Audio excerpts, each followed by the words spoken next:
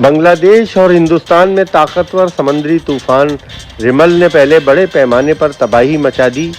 اس کے بعد ہونے والی شدید بارشوں سے صورتحال مزید سنگین ہو گئی۔ اب تک کی اطلاعات کے مطابق بنگلہ دیش میں کم از کم 25 افراد ہلاک ہو گئے، ہزاروں گھر تباہ، سمندری دیواریں ٹوٹ گئیں اور کئی شہروں میں سیلاب آ گیا۔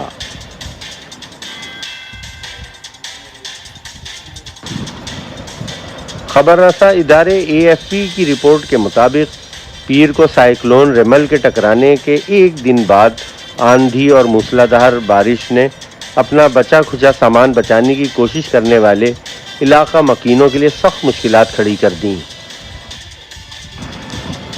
ملک میں آفات سے نمٹنے والی وزارت کے وزیر مملکت محیب الرحمان نے صحافیوں کو بتایا کہ بنگلہ دیش میں سمندری طوفان میں کم از کم 10 افراد ہلاک ہوئے، ان میں چند لوگ ڈوب گئے جبکہ دوسرے گھروں کے منہدم ہونے سے ملبے تلے دب کر جاں بحق ہو گئے۔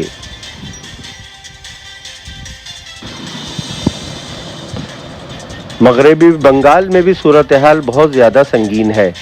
اس ریاست سے تعلق رکھنے والے ایک اعلیٰ سرکاری اہلکار سمیت گپتا کے مطابق پڑوسی ملک بھارت میں کم از کم 6 افراد ہلاک ہوئے، ان میں سے 3 لوگ بجلی کا کرنٹ لگنے سے جبکہ دیگر ملبے کی زد میں دب کر ہلاک ہوئے ہیں۔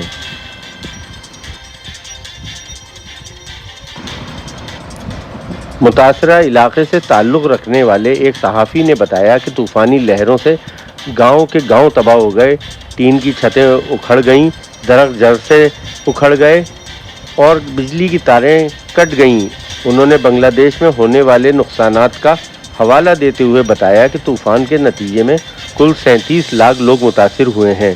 طوفان سے 35,483 گھر تباہ ہوئے اور مزید 1,15,992 عمارتوں کو نقصان پہنچا۔